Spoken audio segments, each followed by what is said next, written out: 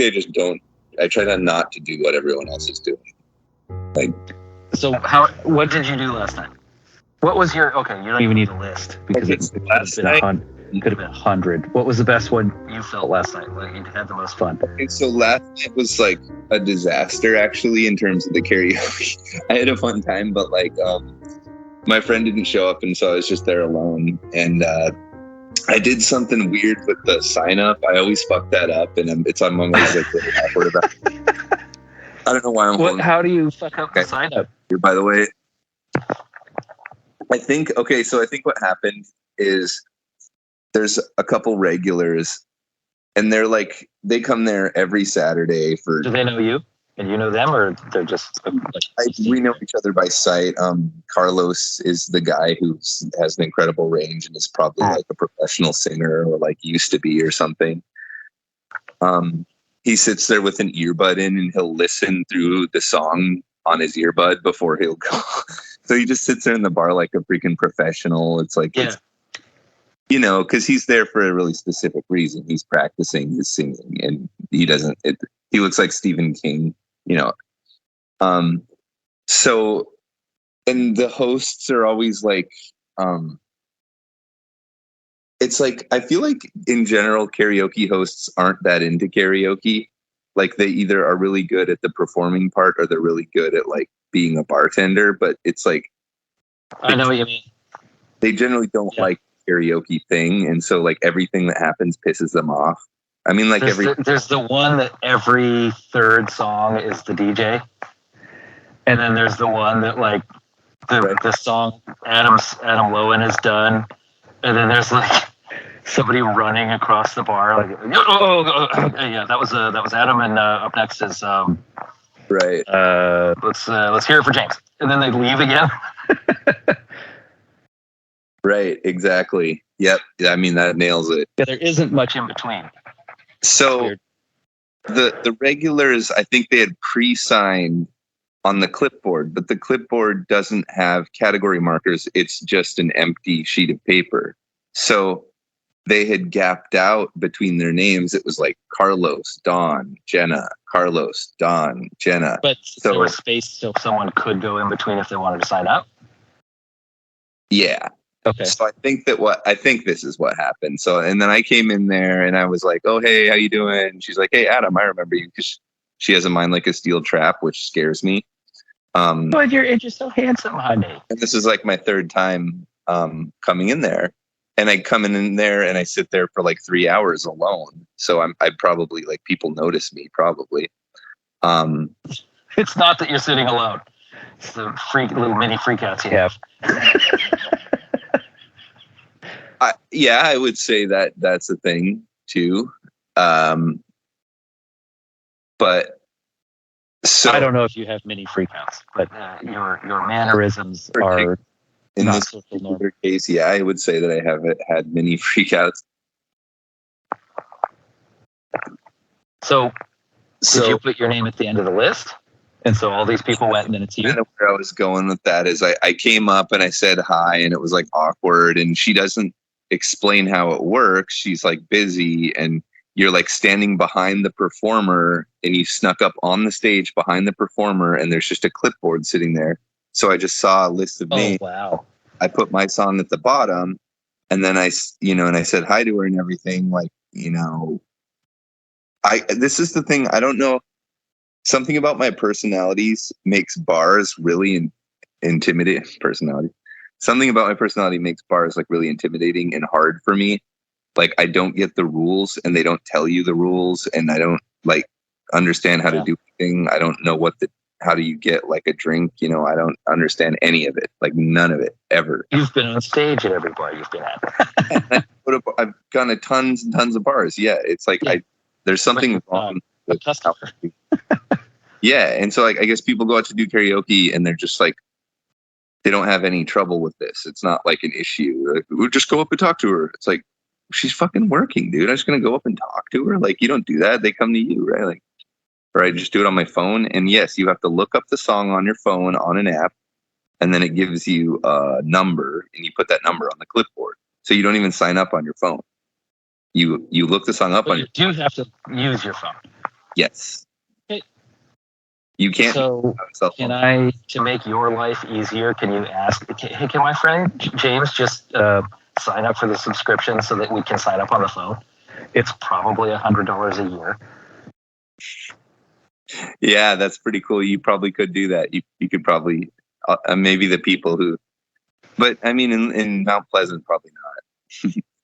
So I was like, okay, I'm going to get the night started with something kind of straightforward.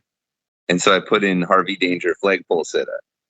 I'm like, that's like, you wouldn't do, everybody knows that one. And no, that's Green Day. That's oh yeah, it is. You're right. Yeah.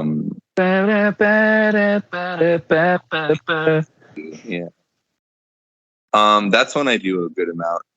So, but I was going to get started with this kind of high energy, medium high range deal. And I sat for like 2 hours. I had 2 doubles. So I was like pretty wasted. I went into the bathroom and I was hitting my vape pen. So I was pretty like tired and like wasted. And it was like probably around like 11:30 by the time I actually got called up. And the girl, you've seen Carlos 3 times already with honey in his voice. I would say 4 times. Yes. Yeah. The girl, specifically the karaoke host, came up and like came to my table 2 different times where I was just sitting alone, and she was like talking about things she remembered from times I came before. And so it's like, she didn't mention at any point like, hey, did you know you put your name at the end? Did you mean to go at night? And I don't know, that stuff like that is just like so annoying to me, because she knows what's going on. And she's getting a kick out of me, like just kind of being inept and like not really getting what's going on. Like that's bar rules. Awkward. I don't, you work here, you're here every night, you get what's going on. I'm proud of you. Like, good for you. Like, you don't have to fucking make my life worse because I'm a stupid idiot. Like, I don't care. I don't care about the rules at your karaoke thing. Like, well, no, I would bet this sweetheart of a woman who's in over her head hosting karaoke assumes that you're like some sort of wallflower and need a couple doubles to get the courage up to go do this. Okay, well, all right, coming in for the defense there. That's pretty good. And I don't have any beef. I mean, this stuff just amuses me. I'm just sitting there grinning. I don't need to get up and. All right. So there are certain freaks that will go to karaoke night just to listen to the karaoke. Oh yeah, you betcha. So maybe you're part of one of those. I don't know. Anyway, I don't know. I mean, it's just like I look at things like this, and I have to assume that this occurs from time to time, and you notice, and like she's gives off the sense that she's been the karaoke lady recurringly for a very long time, and she's like kind of bored with it, rather than she's not overwhelmed, she's over it. And it looks like it's hard and annoying, and it's not fun, and people like are always flirting with her and like tripping and puking. I'm sure it sucks, but I'm alone at a bar, so I'm going to notice things like that instead of just like actually. Even I think here's where yours and my personality type intertwine. Even in a group, I'll be annoyed by the smallest thing that could be run better. Yeah, sure. And I would, yeah, totally. So I feel like, here's an observation of maybe James be over it, like knowing Adam a little bit. You went up and saw this clipboard with names spaced too far apart, and you're like, these dickheads are going to use up the whole paper before anyone gets to sign up. No, not that anyone can sign in between. Like, you're using up the whole paper, dickheads. And here's where it's like, bitch, I don't know your life. Maybe people write shit on the schedule, and then you parse out your schedule up there on your program, and that's just a list of names. That's like her set sheet. That's what I would have crossed my name off and put me up, a few songs later, and just ignored the whole thing. And when I come up to the song, just mention it to me. I mean, obviously, that's what you do. Like, hey, do you know you put your name at the end? I noticed you did that. It's like, because I noticed that you've been sitting there for hours, just like. That's so. As far as I understand spiral dynamics, is that's almost a meme change. Someone that would come up to you and say, "Hey, I noticed you put the thing at the bottom," is giving something away that doesn't benefit them at all.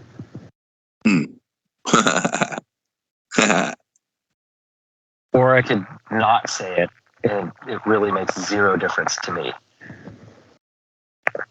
Or maybe she didn't even notice. Well, I'm sure she noticed because she came to talk to you. But and strictly looking terms, I gave her a couple bucks for a tip, and I noticed that her tip pitcher was completely empty. So I was. Well, that's bad on her. Seed money. Yeah, I was one of like two people who actually tipped the KJ, and she probably notices that. I do it. I tip sneakily. I make sure they're not looking when I snip, because I don't like people like kind of subtly watching me while I'm tipping. That annoys me. I go both ways on that. Like if you've got an empty tip jar and I tip you, you don't need to be watching. But if you've got a stack of cash in there and I'm going to tip you, I'm going to make sure you know that I'm not the asshole that didn't tip you. The thing is, if you're watching me tip, I'm probably going to feel encouraged to tip you less because I feel pressured to tip you more. I don't like the social pressure of someone watching. Yeah, I don't give a shit about that. They're getting the tip I feel they deserve. Yeah. So you have that all like worked out. I'm still irritated with that whole thing. But a tip jar should never be empty. An empty tip jar is just a jar. You can write whatever the fuck you want on it. You throw a couple of your own ones in there. Yeah, that's seed money. Mm-hmm. Hey, someone else tipped. I'd be a dick if I didn't. But if no one tipped, like, oh, I'm not a dick. No one else did. I started the song out pretty well, but it was going into the chorus. It was pretty awful. Like I didn't have any energy left, and I was like, "Are you pretty animated when you karaoke?" I generally am, so I was kind of out of breath, and it was, I don't know. As I got off stage, I heard someone say like, "Man, that guy's fucking wasted." So I was like, "Yeah, okay." Goddamn right. And so that was the times I walked home from karaoke with my tail between my legs. But the other nights I had this week were actually really good. So I'm gonna call that one just like, I was a loss. Like, you've been on stage enough to know that, like, you know, some nights are good, some nights are bad. You did the exact same. This one you were a little wasted, but like that. I was wasted, and yeah, like I lost my confidence because of the trickery that was afoot. I don't think they're doing it on purpose. They're not targeting Adam. No, I don't think so either. I don't feel like persecuted by it. I just feel uncomfortable because of it. That's all I'm saying. Like, so I think hopefully you'll try this because I suggested it. If you don't, I don't care. It doesn't affect me at all. The Disney lady or Carlos. Well, maybe not Carlos because he's obviously motivated for different reasons. The Disney lady. Next week, when she's there, ask if the following week she wants to do a duet early. And be like, last time I fucked up. I was last. I was a little wasted. Let's go early and duet something. Then, I mean, you're never alone in a bar unless you're super emo. Even in a crowd, I'm so alone. But then, friends show up or not. That one time I duetted with Pam or whatever her name was, and so you're in.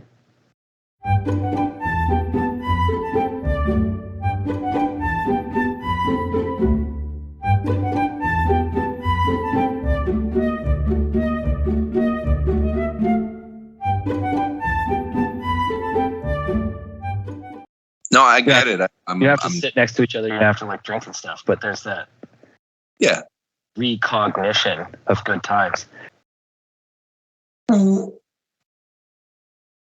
Who here called my name?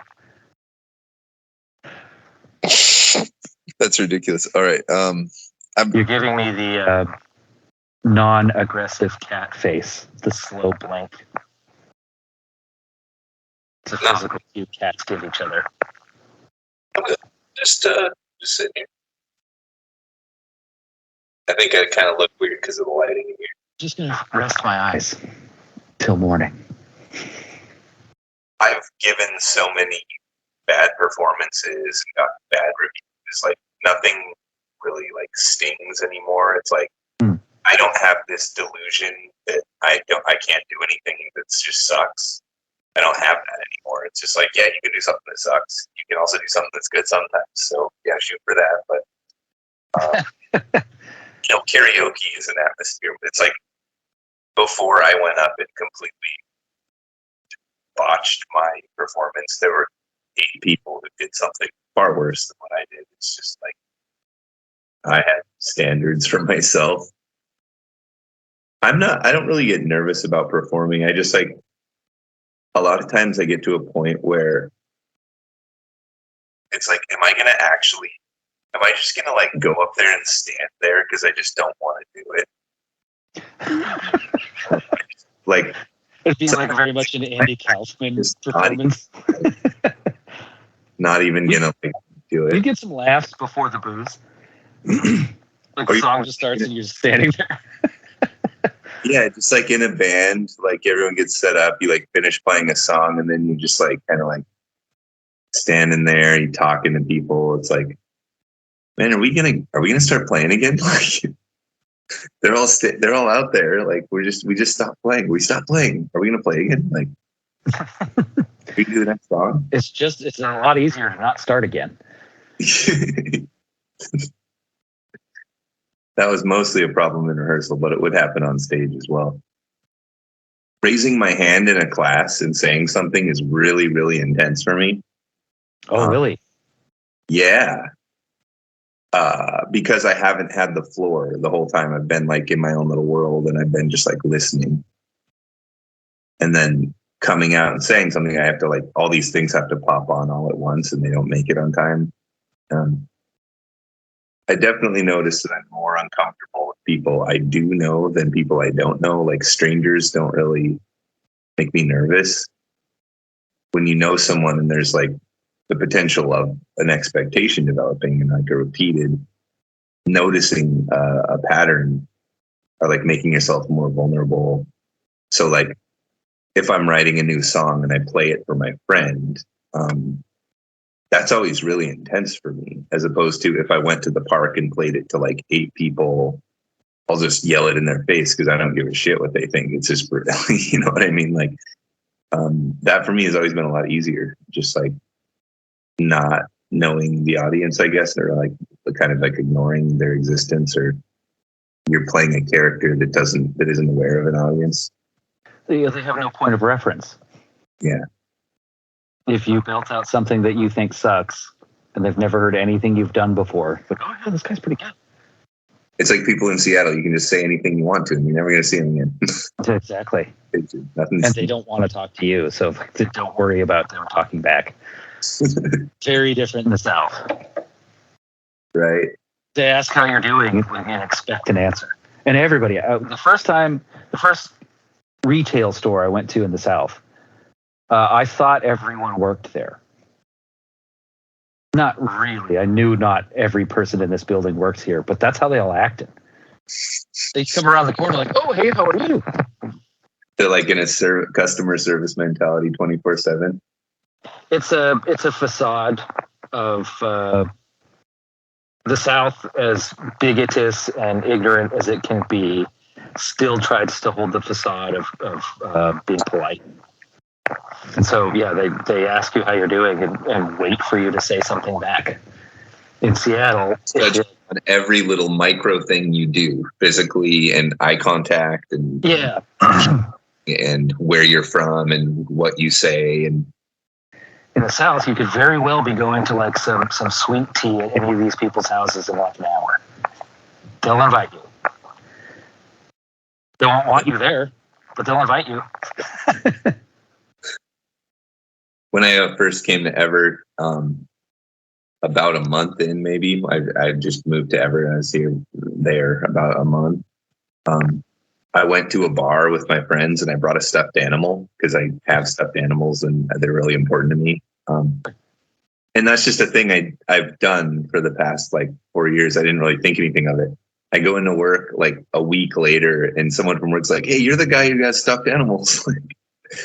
Because everyone in town. It was probably on like a Facebook group. Like this guy stuffed animals. This fucking guy. And that's when I learned, like, okay, you're not an individual and ever. Just don't let anyone see you. That's the goal. It's like, or be the fucking stuffed animal guy. Who gives a shit? Do you remember the octopus in Missoula? Yeah. This is a Far Cry. Named the octopus because he played chess. I would guess okay. He didn't give a shit that people called him the octopus. He became the octopus. So if you're the stuffed animal guy in a small town, and you're not like, fucking with stuffed animals or have like gimp suits on them, who gives a shit? Yeah, you're the stuffed animal guy. What an icebreaker. It's like doing a duet with Pam at karaoke. You're already in.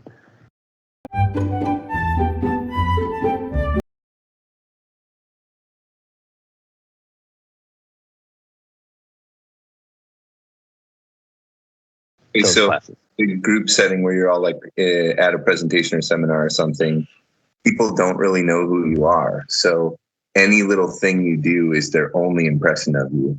So they're mostly focused on the teacher and they're kind of judging the teacher and thinking about that. But the moment you are like, oh, hey, excuse me, when you were talking about the cohesion of these things, and you're just like, for one thing, I haven't said anything in hours. So I'm like, not just that part of my brain isn't on. Mm-hmm. And also now everybody's like turning. They're like suddenly focusing on you. So it's like but you're on the stage.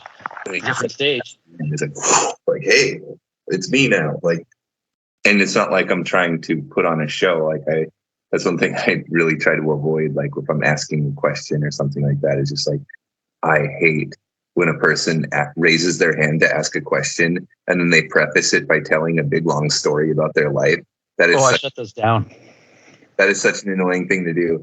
And they think that it's the way to go. They think that it's like how to make friends and influence people, win friends and influence people.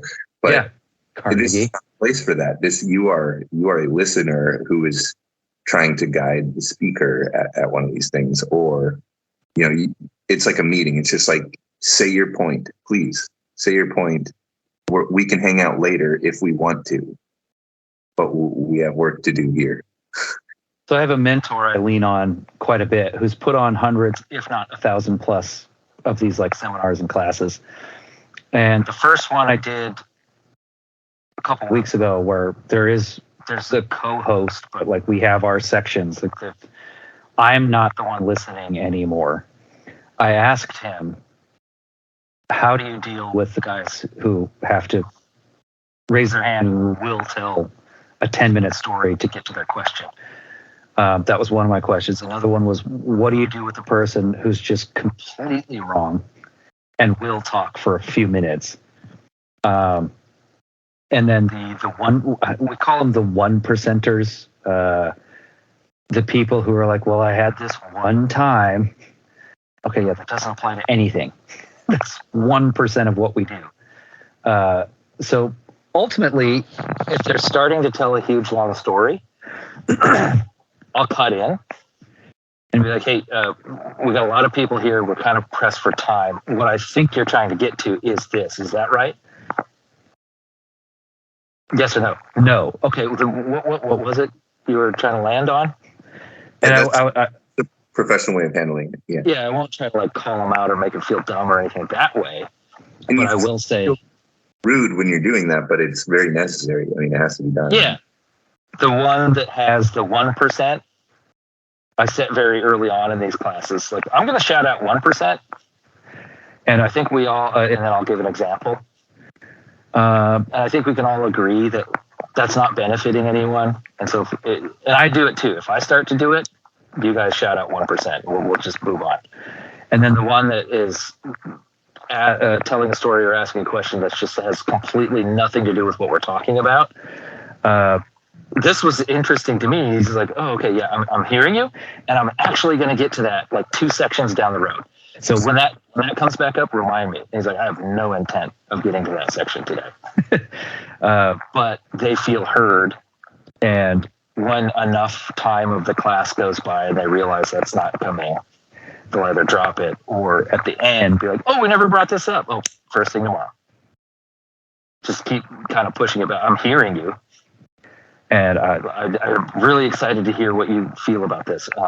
It's a section later, so let's bring it up then, and it'll be a little more interactive at that point. Oh, okay. And they just sit and wait. It takes about 15 minutes for that shine to wear off, and now they're just part of the class again. Being a music teacher, you actually can get away with that sort of thing where someone is like, well, why is this this way? And you're like, okay, that would, in order to answer that question, we'd have to get into some advanced theory. So normally I would just say, oh, don't worry about that yet. But I've always fucking hated that. And that is always, that's not important now. That's always distracted me. It's just like, yeah, you know what? You're an expert on this topic. Deliver me the understanding that I need at my level.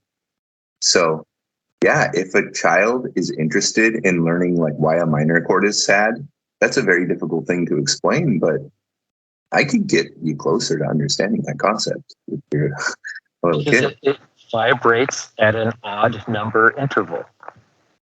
Yeah, I mean, and there's a lot of like dimensions to it, but it just, you know, like a little kid doesn't even know, I mean, any of that stuff. Like running into those things as a teacher is you have to understand as the teacher that there's Swiss cheese knowledge going on here. They've got a good chunk over here, big air bubble, big chunk over here, air bubble. And that cheese gets thicker as you go. It might be an air bubble at the end. Nice. I'll take them right back to the start and, you know, like, okay, so check this out. Boom, boom, boom, boom, boom, boom, boom. By making a repeated periodic pulse, a sound over and over again, I can do that. It's a rhythm right now. It's a sound, it's a noise being made at a rhythm. But you can do it faster and faster until like, and then it's making a note because the sound is now suspended over time and it's being held. And that forces it on to actually being a pitch. And so now it's a musical note that can be thought of musically. And it's not just one note, it's a stack of notes. It's a stack of different notes all ringing at the same time. So what do I mean? So now at this point, the kid's eyes are glazing over and they don't care anymore. That's where I like to get to. The point is, you ask me a question and you don't care to get to learn this stuff to get to the answer. That's where I want to get with you so that you understand the reason that you don't understand this is because you don't care. It's not because I'm hiding it from you. I use a very similar tactic because when I first started being this sort of like coach mentor position, I was getting constant phone calls. Hey, this is going on. I don't really know what's going on. How do I fix it? Well, you're looking for a fish. I'm not the person to hand out fish. You call somebody else for that. I'm going to teach you how to fish. So I bring them, and I usually quote Stepan Sisa here. Okay. In the beginning, Moses parted the water. Fast forward 2,000 years. Now we have Tesla making alternating current. Fast forward a little bit farther, and we're here at this problem. And I give them the entire, I will never give them the answer. I'll give them the entire theory so that they can figure the answer out themselves. So if you call me, be prepared to spend about a half an hour to an hour not getting the answer. Yeah, I mean, that's amazing. Call. Yeah. Or I do still have a few that call because they actually want to know how to figure out this answer, not the answer. Totally, because what I don't want, and that's when you have the time, obviously. In most situations, you wouldn't want to do that. But in this particular case, you can get away with that. And if you have the time to develop someone, which is what like teaching is, it's a very literally what I'm paid to do is develop people. So in this case, this might be a kind of taking them through the process. And if you just give them the canned answer, they don't actually retain how to arrive at it. And There's I think this with cheese. A really good analogy to that is the flat earth stuff, in that, yes, we all know that it's nonsense, but I don't think the average person could logically and accurately explain how they know the earth is spherical. Mm-hmm. think they because that's how it is. That's what I was taught.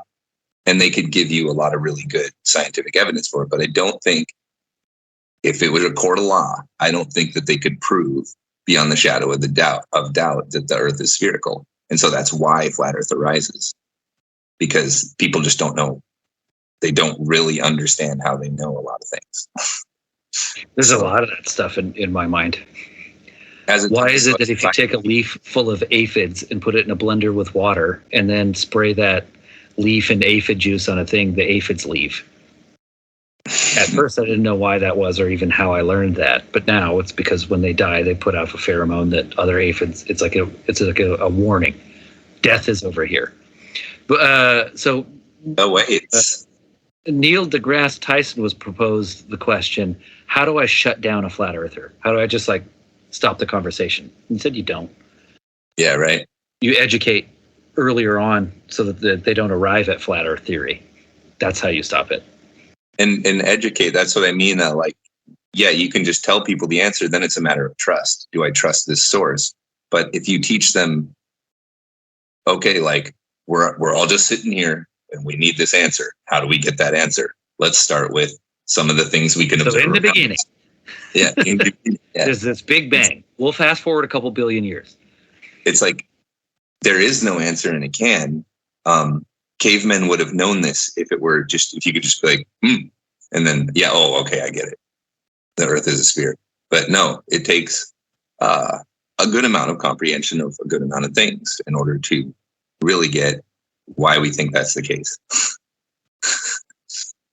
And so if most of the public doesn't know how to do that, then of course something like flat earth would be compelling. At least a lot of people would be curious and be like, could it be possible?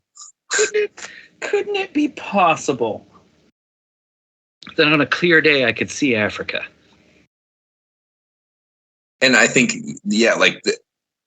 especially today, more and more for ongoing over time, exponentially, we don't need to memorize information and we don't need to be an encyclopedia about everything.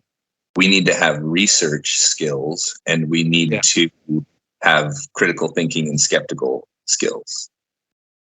Understanding how information is produced is essential. Always been the case that those minded people are better equipped to understand the world. It's just become easier now for the resource of the internet to do that. And it's the same thing that we're talking about now. If you know how to diagnose a problem or diagnose a question in your mind and be able to cross-reference different answers to arrive to, if it's a theoretical thing, the most common theory that has the most proof behind it, or if it's a tangible answer, like how do you end up at that? Mathematics is a good one.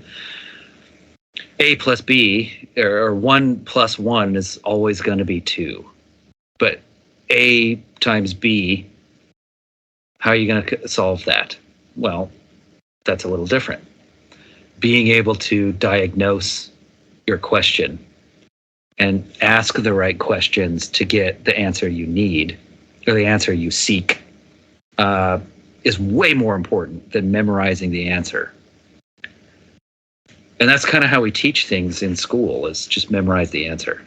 Yeah, I wanted to comment on what you said earlier too about the stupid kid class or whatever you go, the dumb kid class or whatever. The thing is, the ordinary class was like that too. There were people of all different levels in there, and some people were kind of from a more structured family, and they actually socially had those values of like being a good student. Many of us had the social values like, well, I want to be cool, I want to be interesting, I want to disrupt the class, I want to be funny. Only dorks are into the learning thing. You know, that attitude was really prevalent at the time, and it was kind of like cultural clash.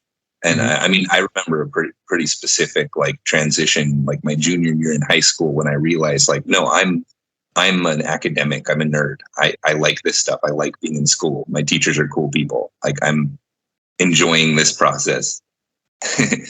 whereas opposed, I was previously I was really like rebellious about it, and I didn't identify as like a student. I was like this was being imposed on me. I didn't want to.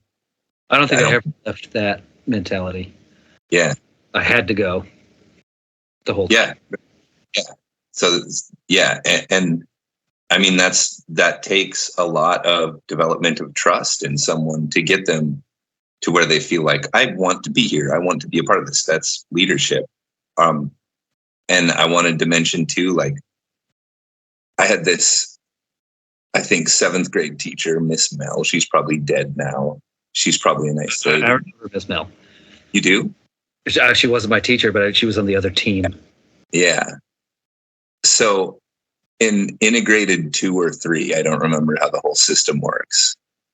I was in finger paints while you were in integrated 3. Well, yeah. So, and I didn't like particularly love math or anything, but I did good. Like I had top percentile in the standardized testing, and in her class I had an A because she leaned heavily on the tests, which test your knowledge of the material. But she held me back from going to pre-calculus, which is the next step, because of my attitude, because I was immature. Because I broke a pencil in half and stuck it in my ears and went like that. Seriously, I got like kicked out. But it was more because I was in a family of a bunch of different brothers, and like they had already gone through her classes, and she had already had a handful of us. And the predetermined expectation of how much tomfuckery she was going to get out of a Loewen. She figured I was cut from the same cloth, which is a safe expectation. But did she go through the school system with Ed and Larry? Oh, she may have. I don't know that. Yeah, right. Maybe it goes back generations.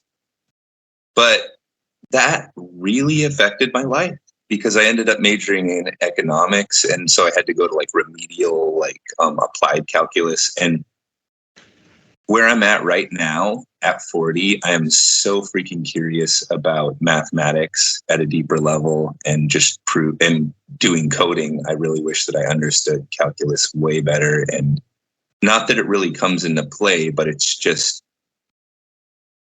the more you know about mathematics, the more you kind of you recognize patterns of how to manipulate and represent ideas.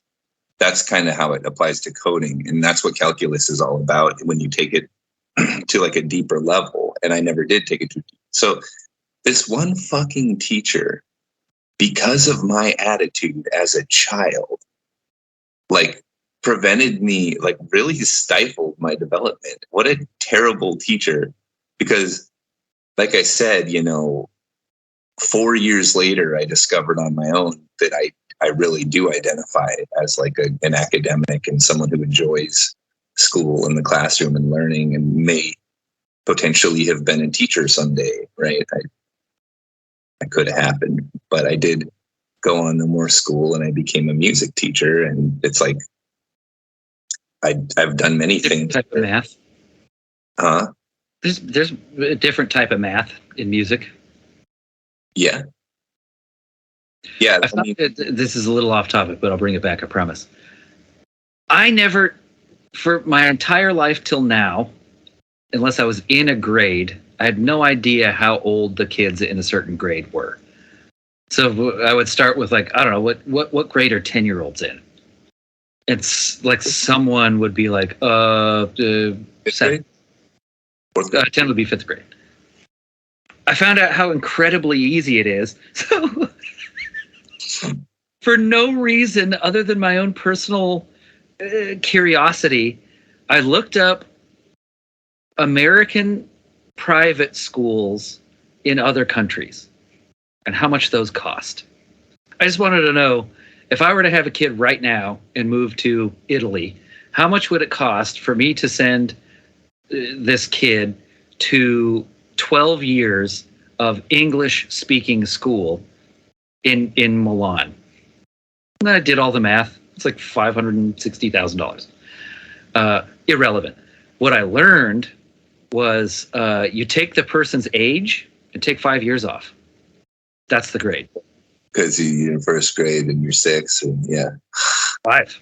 So 12th grade, 17, 18. There's a little bit of stagger, but yeah, I mean, birthdays overlap. Within 2 years. So 12 minus 5, or 17 minus 5 is 12, but that could be, so it's 17, 18. But I worked with kids a lot, and I got a lot better. It's kind of funny when you don't have kids, and it's like, how old's this kid? And you're like, oh, that's got to be like a 13-year-old. It's like, oh, I'm terrible at that game. 7. Yeah, I'm terrible at that game. But to bring it back, Miss Mel cast judgment on a 13-year-old. How they're going to do at the next class based on their attitude, not acumen.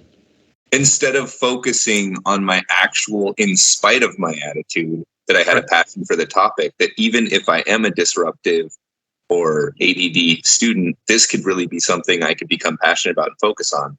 I mean, obviously, as a teacher, you should be trying to develop the person for what they are, not like, you don't have the right kind of personality, so you're in the dumpster for the rest of your life, you piece of shit. I think that's because it probably happened to her. She always had a horrible attitude. And I remember she could pay that forward.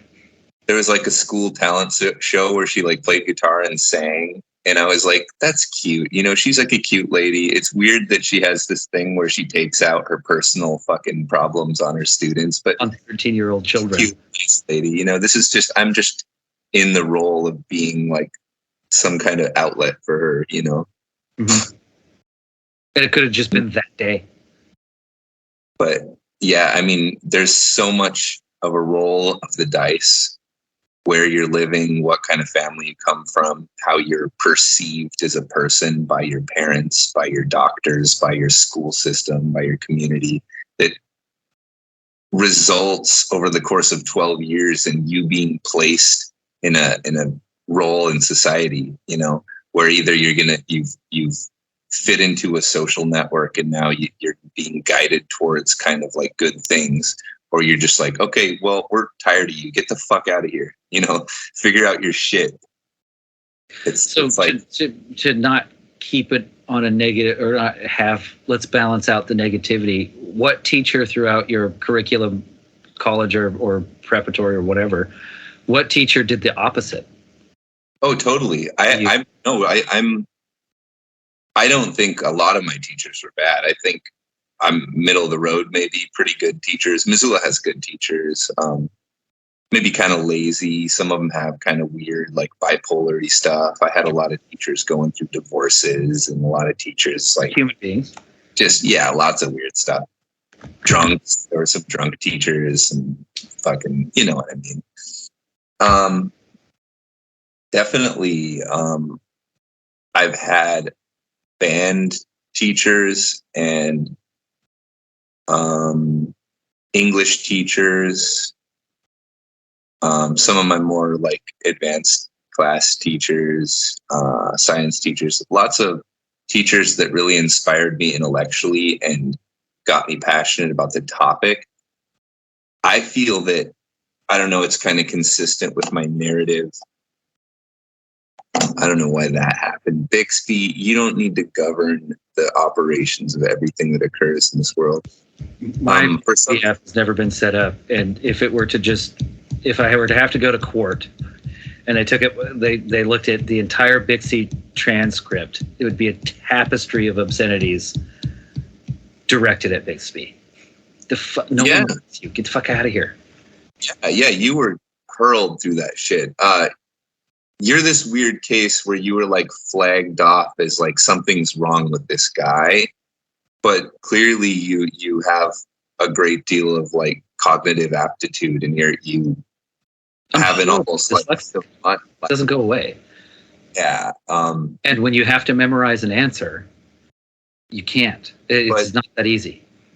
Because of being kind of rounded up like that, you were deprived of some of the like kind of classical shit. So you had to kind of figure out a lot of that stuff on your own, which is sort of the same boat I'm in with more with people skills than the academic stuff. Yeah, people skills is pretty much all I got out of school. Yeah, right. And I didn't really like internalize a lot of that. I was kind of like always trying to figure out why I felt different, I guess. I never really I spent very little time like making effort. I didn't feel like I was.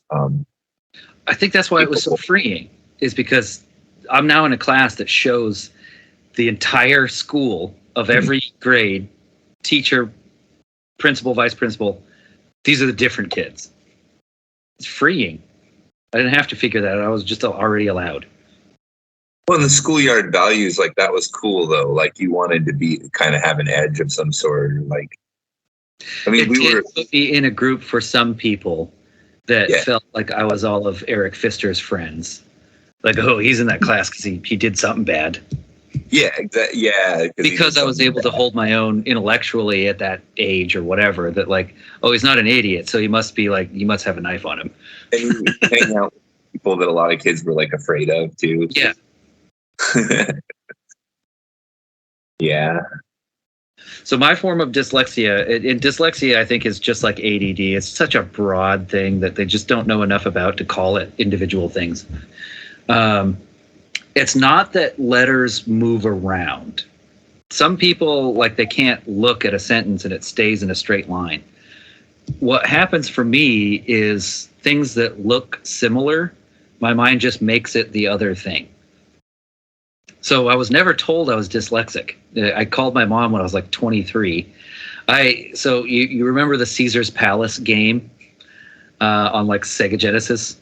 And you'd go to the ATM and that's how you saved, but really it was just this like 20-digit code that it gave you, and then it would start you with whatever dollar amount you had. There's no like progress, it's just money in the bank. So I was determined at the age of 20, early 20s, to break the code so I could just choose how much money I started with. So I wrote down, I went in, made sure I had $100, wrote that code down. Then $200, wrote that code down. $300, wrote that code down. Okay, now I can see the pattern that this is the 100 line. I don't know what character denotes what dollar amount, but this is the 100 line. And I did that up to like 1 million. You decrypted and parsed. Yeah, not 100 at a time, but then it turned into like thousands and tens of thousands. And so it was only like 50 steps to be able to like just matrix however much money you wanted in there down to the dollar. But so I'd copy this code down and then go right back in, because like this was one day I decided to do this, and the code wouldn't work. So I realized S's and 3's are the same thing. 5's and F's are the same thing. B's and 13 are the same thing. And so I called my mom. I was like, Mom, I think I'm dyslexic. And she's like, remember in kindergarten when your teacher like pulled me aside and I told you I'd tell you when you were older? Yeah. She wanted to hold you back because you were dyslexic. Like, okay, so you let me go through all of school just thinking I was an idiot instead of letting me know, yeah, you learn differently. I don't hold it against her or anything, but I don't know how that would have affected. She's like, I didn't want you to feel different. Okay. So instead of knowing why I was different, I didn't know, but I was still different. And that was, I think, way worse. So I did when I found that out, I did a bunch of online Googling of dyslexia and stuff like that. And as it turns out, people who are this sort of dyslexic, and every dyslexic person has the weakness of dyslexia. And so your mind makes up for it some other way. So because my mind conceptualizes a 1 and a 3 together and pushes them together to the letter B, I'm very good at conceptualizing things. I'm very spatially aware, and I can conceptualize environments that I'm not in very well. So although it is a hindrance, it's also an advantage in some other way, because your brain just doesn't have, as a dyslexic, a deficiency. And then it's like, well, you just got to deal with that. It makes up for it somehow. So there are some people who are really good, dyslexic people that are really good for like drawing from memory or painting from memory. You can visualize things. That doesn't really help you in a lot of fields, but your mind is so good at filling in the blanks that you can, those like on the extreme end of the spectrum, you know, they see a scenery of a cityscape and then days, weeks, months later, they can draw it pretty fucking accurately. Well, they probably also can't read or have difficulty reading. So, I mean, it's a blessing and a curse, and knowing that I can use it to my advantage. If we were assigned books to read and stuff when I was going up the leadership ladder, just Audible, that's fine. You get the same message. Yeah. I don't have to read the same page 10 times to get 15% of it. It's way easier. I don't know why this tied into anything. I've seen a lot of dyslexia, and I wanted to kind of like parse that one out a little bit too, because it's like, in some cases, I think this is maybe less and less problem, but you have a kid who's not reading, and they're like, well, why isn't this kid reading? Oh, this kid's got a reading disability. And it's like, I'll tell you what, I checked out the situation. The kid has never read a book. They don't know how to read a book. They don't enjoy reading books, so they don't do it. Mom can say, hey, read that book. And they'll just like pick it up and open it and sit there. So it's not that they cognitively can't read a book. It's that they behaviorally don't read a book. And that's not like a bad thing. It's just to identify that there are also some people who they're looking at the words and they're seeing it categorically differently than the way that a more average kind of brain function sees the letters assembling themselves into words, because their mind is working a little differently, which comes with, strengths and weaknesses. Most people of any particular genius are, of course, different in terms of how their brain processes somewhere. And that comes with, advantages and disadvantages. Maybe the deficit is that they cannot stop processing. They're an uber genius, and it seems they're good at everything. Well, what a burden. And so you then get into, okay, so in the case of people who they do have something different cognitively, it's not just that they don't have a habit of reading books, or they're attitudinally a person that can't be told what to do in a classroom, right? That's a whole different thing. But okay, now we're talking about people with something going on in terms of their visual processing or their cognitive processing or their language processing. Something is not allowing them to read the text in the way that it's intended or something. But let's say that you do have something there. What happens when you just try to read and try to read? Does it stay exactly the same? Like, it's like people who don't know how to type in the regular way, they like hunt and peck, but you can get super fast at that shit. Yeah. So, I've seen. Is it just always not worth it to read no matter how much a person tries? Like, no. For me specifically, I can't speak for everybody, but as time has gone by, I'm able to recognize that the nonsense I'm reading, I guess I've sort of taught myself that. Can you still hear me? Yeah. Sorry. Yeah. So I'll equate this to trying to learn Spanish and then trying to learn Mandarin Chinese. When I'm learning Spanish and I say something wrong in a sentence or a paragraph, the fluent speaker will be like, "Oh, I think you meant to say."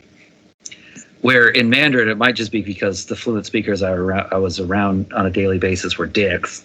If I said one thing wrong in a paragraph, they just have no fucking idea what I'm saying. And it pissed me off so much because you have no idea what a stretch I have to go through to understand what you're trying to say in English.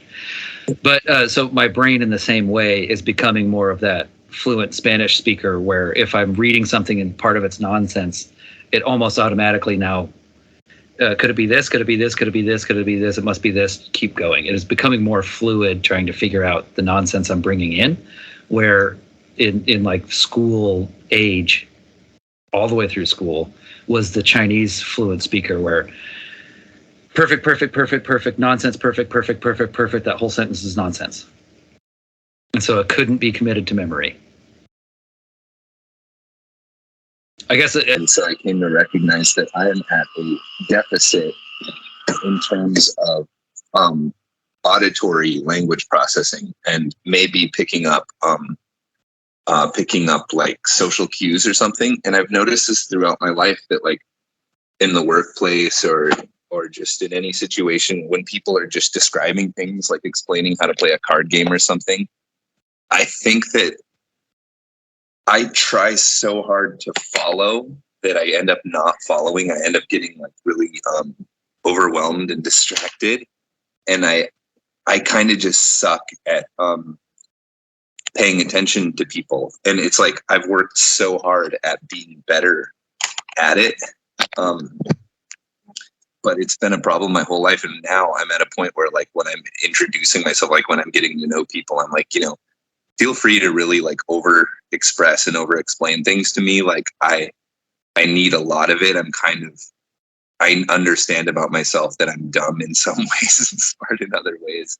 And it's funny, just like how you're saying with like readings like that for you. So for me, listening to a book on Audible, I would listen to it at like 3 or 4 times speed, and it would be really, really hard for me to follow what was going on.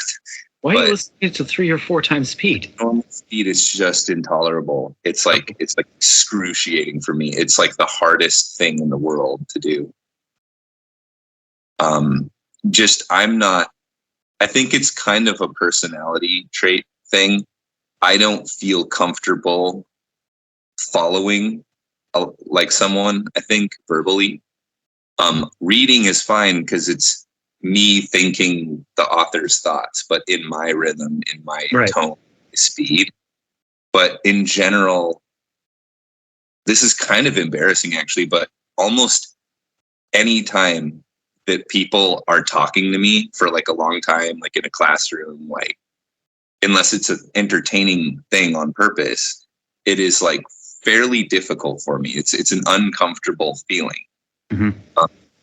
Because I want to go off on different things, but I'm not in control. And it's just like, okay, yeah, I get what you're okay. That thing, and I'm not participating though. I'm just absorbing. That's hard for me to do. People give me a hard time because whenever I'm watching tutorials and stuff, it's as fast as it could possibly be. It seems too slow. Does it help? Do you pick up more that way, or it just gets it over with? Huh? Do you pick up more that way, or does it just get it over with? Yeah, it's just it needs to go faster because I don't have time to do it at the pace that they're trying to do it. And I don't care for them to introduce stuff and try to be funny. It's like, I'm here for the information. Like, I don't need to be entertained in this case. Like, give me the meat. I'm eating the meat right now. I'm a savage. Meat eater in the jungle. I recognize this about myself, and then it becomes about like how do you cope with things? How do you deal with stuff given that this is the case? And I actually have learned how to turn that off. I can actually turn it off so that it doesn't irritate me to listen, but it's an unnatural state. Like it feels weird. It's like I'm playing a character. Mm-hmm. But no, I get what I'm doing. It's just the way that I naturally approach things. I like to kind of Russian doll think. I like to kind of develop a theme and then zoom in and then cover that and then zoom in and then cover that. And then like, okay, how does that apply back here? And then how does that, okay, we've done that. Now let's go zoom in. And it's very structured and it's very tedious for people who don't like to think like that. And for me, it's very tedious to not like cover all the bases. You know what I mean? I'm just different in terms of how I do things. So there's like a mild difficulty with me processing, mostly verbal, I would say. So I will straight up tell people like about myself, like, yeah, I have a little trouble like comprehending when people talk. So just explain things a couple times and, explain it as though I was dumber than I am.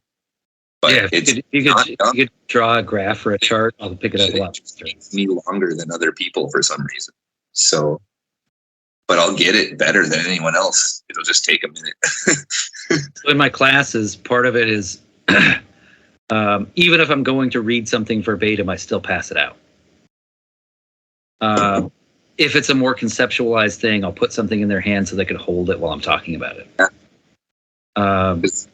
There's kind of a typical way people learn, and there's you have to hit at least 2 of the 5 learning. Yeah, there you go. At any given time to hope to get for them to absorb 20% max. Yeah. In private education, you have the benefit that you can kind of suss it out personally and cater your approach kind of more mindlessly. Just like, oh, okay, they want to touch and feel things. Like, we're going to do it that way. Everything's going to be, try this, instead of, okay, when you see this symbol, you do this with your hand. Yeah. Which is how I like to do it. I was in sociology, criminology, same class, in high school. And the teacher's name was Joe something. We never called him Joe. We always called him Mr. whatever the hell his name was. But for whatever reason, I only remember his name was Joe. He said in one of his things, we're talking about as America was being formed. And then we got onto how the education system in America was formed. And he's like, yeah, but to boil all of this down, what K through 12 is to get you to be able to work in a factory at some sort of efficiency and not die. And then higher education, college is to get you to be able to run a factory that has the least people that die at it. That made a lot of sense. When he said that, I didn't just discredit school. I had already done that. But the construct of this is why there's no wavering into how we're going to teach you. It's just data dump for 8 hours and then test you on it once a month. There's a lot of factors that play into what actually becomes curriculum and what actually becomes the standard spacing, the word for how you teach, right? Pedagogy. Yeah. I don't know. And these days, I think, the focus is a lot on different learning styles and catering to a more diverse learning atmosphere and recognizing that people are different in terms of the way that they learn. And just in terms of the differences between us, I think there was this one time that I was kind of looking at, I was just trying to see what videos I had. And I found this really old video where it was you and me, and we were in high school or whatever. And I was scrubbing through it in fast forward just to see what was on the tape. And to watch us in fast forward is so funny because I'm slumped in a couch, with a video game controller, and I'm barely moving at all. But I'm talking more than you are. Mm-hmm. And you're flying all around the room, your legs are shaking, and you're doing bendies and stretches, and you're throwing shit at me, and it's just so funny how different people are and how people can pair up in ways that are that work out really well, even though they're so different. Yeah, the strengths and weaknesses kind of similarities always, but there has to be some sort of similarity, otherwise you wouldn't be attracted to get you together at all. But totally. Yeah. Hello?